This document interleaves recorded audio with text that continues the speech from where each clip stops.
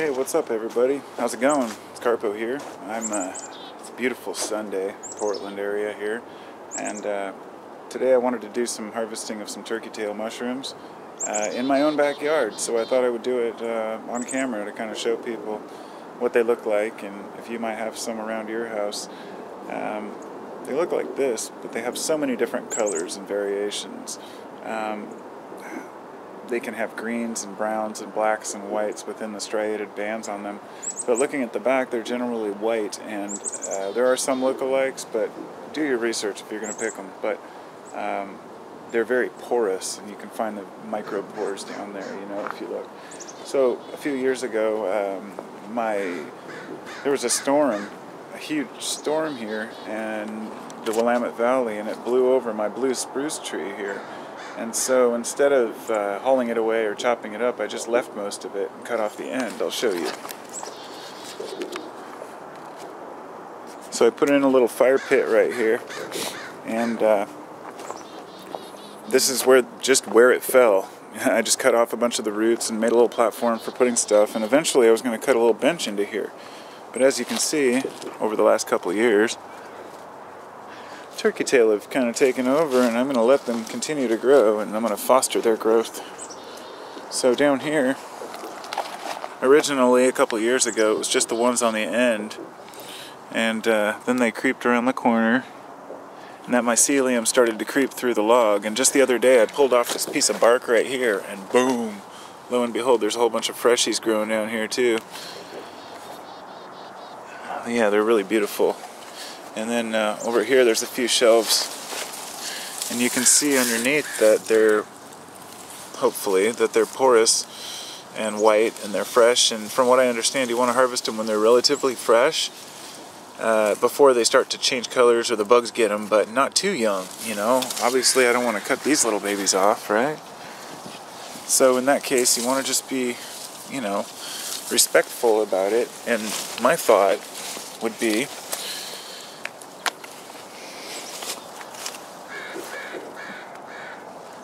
take the knife right at the base. This isn't my usual mushroom knife, I couldn't find it. I like to leave the mycelium unharmed, so, even on these, which are durable, I think yanking them out is not the best choice, maybe. Just being smooth with it. Yeah, they're really cool, because they kind of clump together. So I'm just going to take a few here.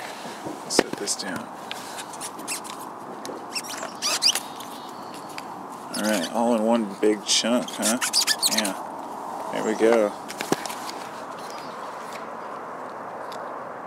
So you can see they'll all come off in one big happy family.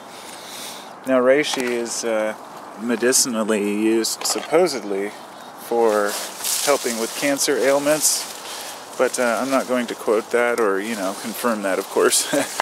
It's just a possibility that, it has promise.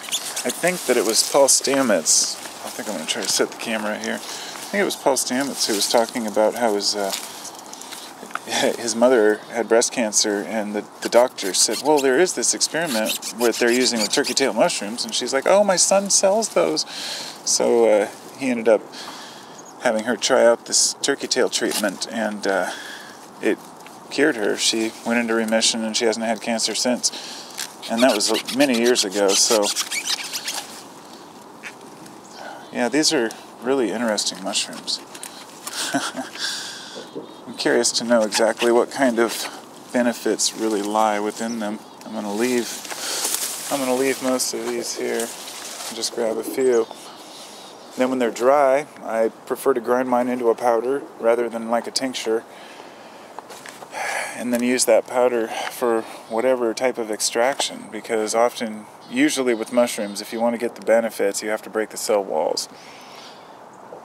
This probably isn't particular with every single type of mushroom, but for most mushrooms, the cell walls are made of chitin, the same thing as insect exoskeletons, and that's how they, protect themselves. And the very compounds in them which protect them against weather and bugs are the same ones that will protect us, in many instances, that can help us with our immune systems, immune modulators, if you will. pretty fascinating stuff, it really is. It's just so much to learn in the mushroom world, you know? So much to learn. And we're always learning. So, 'tis my video for see what we got today total. Probably not a whole lot, and once it's dried, I'm sure it'll be just under an ounce even. Maybe less. Mushrooms, well, I don't know, you know, with these, they're pretty leathery. They might lose less water than other mushrooms, and I'm not sure how they're prepared or the proper moisture content, but my long-term goal is to bring in a bunch of wood chips back here and line them along that side and use those to grow certain mushrooms. And then this whole area back here I want to turn into an area where we can put a variety of different mushroom logs, you know, and inoculate them, because they're just fascinating things. So anyhow, that's my video, and I'll talk to y'all later, and have yourself a wonderful day.